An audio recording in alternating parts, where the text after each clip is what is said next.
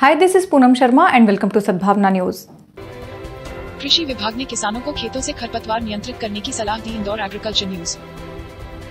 जिले में कृषि विभाग ने किसानों को सामयिक सलाह देते हुए कहा है कि जिन किसानों ने 10 दिन 15 दिन पहले सोयाबीन की बोनी की है वे अपने खेतों से खरपतवार को नियंत्रित करने के लिए उपाय करें।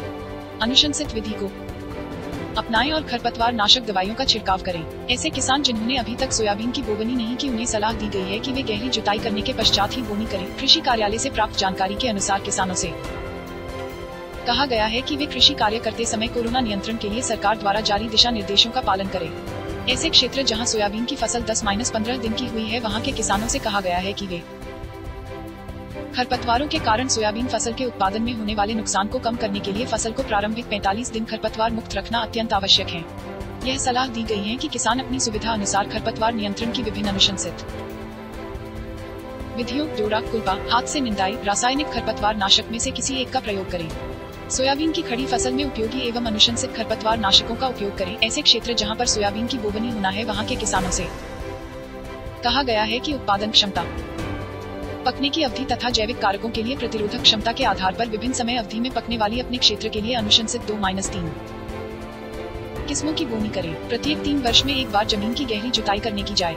इस वर्ष यदि गहरी जुताई नहीं करनी हो तो विपरीत दिशाओं में 2 बार बखर चलाकर खेत को बोवनी हेतु तैयार करें। सलाह दी गई है कि 4-5 वर्ष में एक बार अपने खेत में 10 मीटर के अंतराल पर आड़ी एवं खड़ी दिशा में सब साइलर चलाए। इससे अधोभूमि की कठोर परत को तोड़ने में सहायता मिलती है, जिससे जमीन में नमी का अधिक से अधिक संचयन होता है व सूखे की स्थिति में फसल को सहायता मिलती है। अंतिम बखरनी के पूर्व पुनर्तः पकी हुई गोबर की खाद की अनुशंसित मात्रा 5 से 10 टन या मुर्गी की खाद 2.5 टन प्रति हेक्टेयर की दर से फैला दें। वैश्विक जलवायु परिवर्तन के परिप्रेक्ष्य में विपरीत मौसम, सूखे की स्थिति, अतिवृष्टि आदि से होने वाले नुकसान को कम करने के लिए सलाह दी गई है कि संभव होने पर सोयाबीन की बोवनी BBF पद्धति या रिज एवं फरो पद्धति से करें।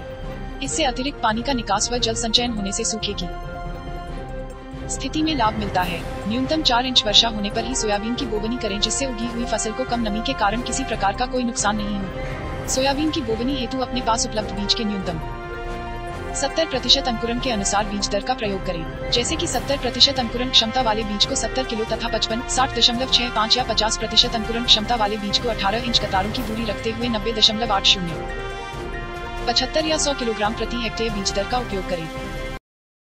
Powered by Arthros Clinic, a dedicated center for arthroscopy and sports injuries.